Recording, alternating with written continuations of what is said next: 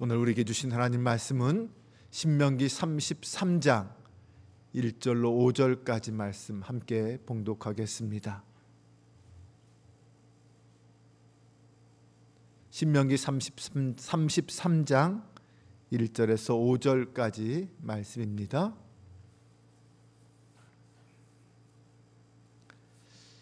한 절씩 교독하며 봉독합니다. 하나님의 사람 모세가 죽기 전에 이스라엘 자손을 위하여 축복함이 이러하니라. 셀산에서 일어나시고 바알산에서 춤추시고 1만 성도 가운데 강림하셨고 그의 오른손에는 그들이 위에 번쩍이는 불이 있도다. 여호와께서 백성을 사랑하시니 모든 성도가 그의 수중에 있으며 주의 발 아래에 앉아서 주의 말씀을 받는도다. 모세가 우리에게 율법을 명령하였으니 곧 야곱의 총회의 기업이로다. 다 같이 여수룬의 왕이 있었으니 곧 백성의 수령이 모이고 이스라엘 모든 지파가 함께한 때로다. 아멘. 할렐루야. 오늘도 사랑의 주님께서 우리의 삶을 지켜주시고 늘 동행해 주시며 함께해 주시기를 주님의 이름으로 축원합니다. 오늘 성경 전체 본문은 1절부터 17절까지 말씀입니다. 오늘 5절까지 읽었지만 이 17절까지의 말씀에는 모세가 이제 죽음을 앞두고 마지막 이스라엘 백성들을 축복하는 그런 축복의 말씀이 기록되어져 있습니다. 물론 지파별로 축복을 하는데 사람들은 누구나 복을 받길 원하죠. 그리고 나로 인해 다른 사람이 함께 복된 사람이 되는 것을 기뻐합니다. 또 다른 사람을 축복할 때 내가 기도하고 내가 바란 대로 다 이루어지기를 원합니다. 그런데 진짜 우리가 받아야 할 복은 무엇일까요? 사람들이 이런저런 복을 이야기하지만 우리에게는, 믿음의 사람들에게는 하나님이 주시는 영원한 생명의 풍성함, 그 영원한 생명과 하나님이 주신 그 은혜의 풍성함이 최고의 복인 줄로 믿습니다.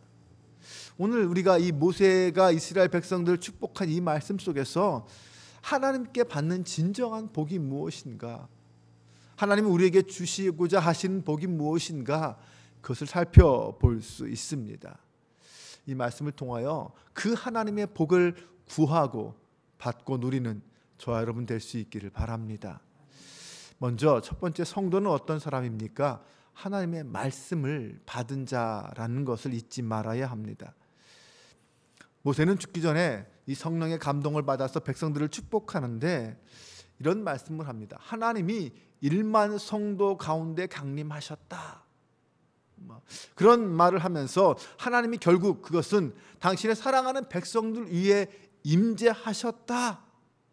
그리고 나아가서 그들 가운데 이제 말씀으로 선포하셨다 라고 말씀합니다. 이것은 당시 시내산에서 하나님께서 임재하셔서 하나님의 말씀을 선포한 그것을 의미한다고 할 수 있습니다. 모세를 통하여 율법을 주셨고 그들과 언약을 맺으셨습니다. 그래서 결국 이스라엘 백성은 하나님의 사랑을 입은 백성이 된 것입니다. 그들은 하나님의 복된 백성이 되었는데 그들이 그렇게 하나님의 사랑을 받는 백성이 된 이유는 그들이 특별히 잘나서 선해서 의로워서 된 것이 아니라고 했습니다. 하나님이 이스라엘을 부르시고 그 후손에게 복을 주시겠다고 약속하셨기 때문입니다. 하나님의 약속 때문이라는 거죠. 이스라엘 향한 하나님의 그 사랑과 복은 오늘날 예수 그리스도 안에서 택함 받은 모든 성도들에게 동일하게 임하는 복이 되었습니다. 네, 오늘 우리도 그리스도인으로서 그 이스라엘 백성들이 누렸던 복을 누리는 사람이 된다는 것이죠. 성도란 하나님께서 창세 전부터 택하시고 예정하심에 따라 부르심을 받은 사람들입니다. 그래서 하나님의 자녀가 되는 복을 누리게 된 것이죠. 그렇게 성도는 하나님의 택하심과 부르심 앞에서 믿음으로 반응한 사람들이라고 할 수 있습니다. 하나님이 당신의 사랑한 아들을 통하여 이 땅의 모든 사람들에게 구원의 은혜를 베풀어 주셨지만 그 부르심에 응답하여 하나님 앞에 나온 사람, 그 사람들이 바로 성도입니다. 이스라엘 백성들에게 약속의 땅을 주셨듯이 하나님은 당신의 사랑하는 자녀들에게 천국을 약속하셨습니다. 그 약속은 하나님 앞에 믿음으로 순종하며 믿음으로 살아가는 하나님의 백성들에게 임하게 될 것입니다. 그 약속의 땅, 하나님 나라 천국은 그때 그 사람들의 소유가 될 것입니다. 그러므로 하나님의 택함을 받고 하나님을 믿음으로 고백하며 하나님의 자녀가 된 성도들은 그 하나님 앞에 언제나 감사와 찬양을 올려드리는 것이 당연합니다. 여러분 기억하십시오. 우리는 하나님의 언약의 말씀을 받은 사람들입니다. 그리고 그 말씀 안에 하루하루 살아가는 사람들인 줄로 믿습니다. 두 번째로 성도는 하나님의 말씀을 받는 것으로 그치는 자가 아니라 준행하는 자입니다. 모세가 오늘 말씀 중에 이 레위 지파를 축복하면서 이런 말씀을 합니다. 우리 읽지 않았기 때문에 8절부터 10절까지인데 한번 화면을 보면서 봉독해 보겠습니다. 레위에 대하여는 일러스되 주의 둠밈과 우림이 주의 경건한 자에게 있도다. 주께서 그를 마사에서 시험하시고 무리바 물가에서 그와 다투셨도다. 그는 그의 부모에게 대하여 이르기를 내가 그들을 보지 못하였다 하며 그의 형제들을 인정하지 아니하며 그의 자녀를 알지 아니한 것은 주의 말씀을 준행하고 주의 언약을 지킴으로 말미암음이로다. 그는 야곱 백성에게 여호와의 율법을 가르치고 이스라엘 백성에게 여호와의 가르침을 전하고 여호와 앞에 향을 피우고 여호와 제단 위에 태워드리는 제사인 번제를 바칠 것입니다. 이게 레위 지파를 축복한 말씀이에요.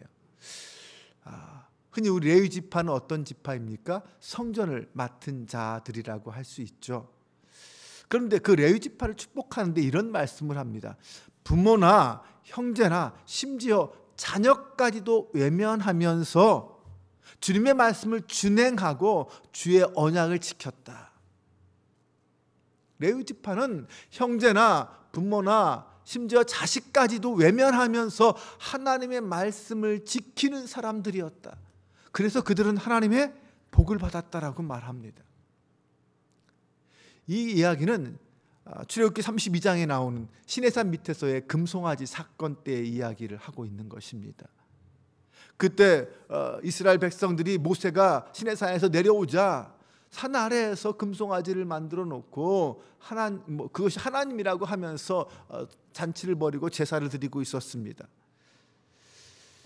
그때 모세가 산에서 내려와서 이스라엘 백성들을 심판하죠. 책망하죠. 그런데 그때 레위 지파는 모세 편에 서서 금송아지의 우상을 섬기는 데 앞장섰던 사람들을 처단하는 일을 감당합니다. 오늘날 너희는 누구 편에 설 거냐 할 때 그들은 하나님 편 모세 편에 서서 우상 편에 섰던 사람들을 처단하는 일을 감당했던 것입니다. 그들은 가족의 관계보다 하나님과의 관계를 더 우선하였습니다. 그래서 하나님 앞에 경건한 자라는 칭찬을 받게 된 거죠. 그래서 결국 그 레위 지파가 성전을 맡은 지파로 선택받게 된 것입니다. 예수님도 부모나 자녀를 사랑하기보다 부모나 자녀보다 하나님을 더 사랑하는 자는 하나님을 더 사랑하지 않는 자는 하나님 나라에 합당하지 않다라고 말씀하셨습니다. 네, 레위 지파의 이런 헌신, 이런 충성은 오늘날 성도가 죄에 대하여 어떻게 반응해야 하는지, 그리고 하나님의 말씀을 왜 우선적으로 섬기고 그 하나님의 말씀 앞에 서야 하는지 그것을 가르쳐주고 있습니다. 본래 레위 지파는 창세기 34장에 보면 세겜에서의 다 디나 사건 때문에 하나님의 책망을 받은 지파입니다. 창세기에 보면 34장에서 세겜이 야곱이 12 아들을 데리고 이제 그 가나안 땅으로 갔을 때, 외삼촌 라반의 집에서 떠나 가나안 땅으로 갈 때 세겜 땅에 이르렀을 때 그 세겜이 야곱의 딸 디나를 욕보입니다. 그래서 어떤 사건이 벌어집니까? 그 세겜 땅 사람들에게, 특히 남자들에게 할례를 행하게 하면 해서 할례를 받으면 너희들을 받아들이겠다라고 이야기하지 않습니까? 그래서 그 남자들을 다 할례를 받게 한 다음에 가장 힘들 때 야곱의 아들들이 나서서 그 세겜 땅 사람들을 다 죽입니다. 그들을 약탈하죠.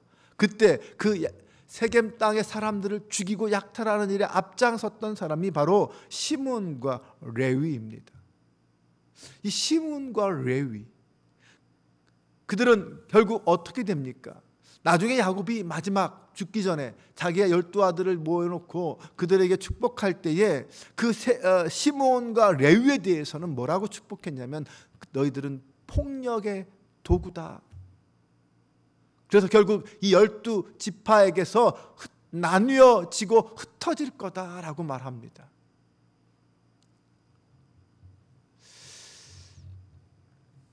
그런 레위 지파였습니다.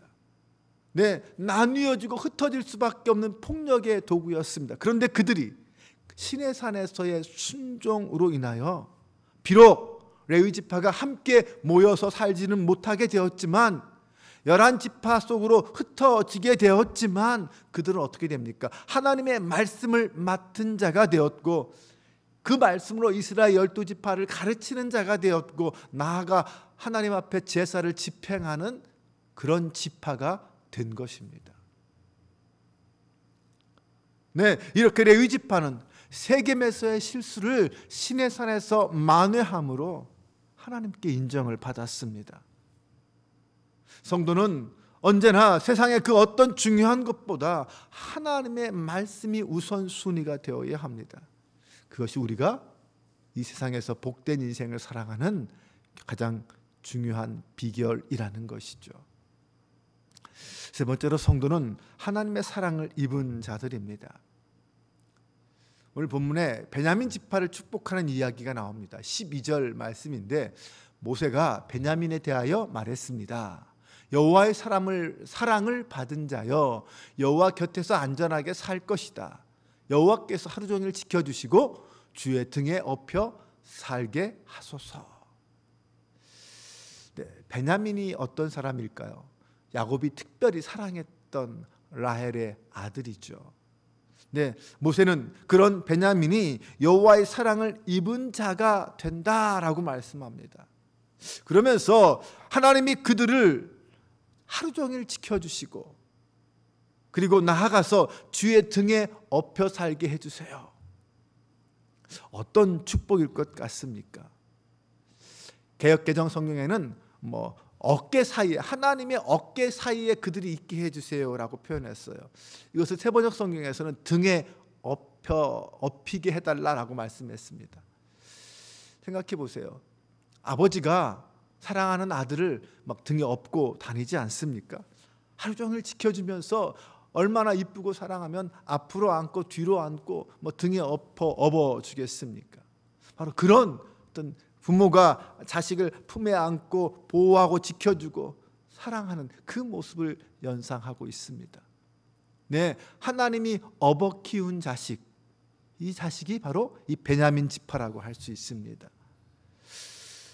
또한 17절에 보면 요셉의 두 아들인 에브라임과 므낫세에 대해서는 축복하는데 거기에는 만만천천이란 단어를 사용해서 그들이 번성할 것이라고 말하고 있습니다.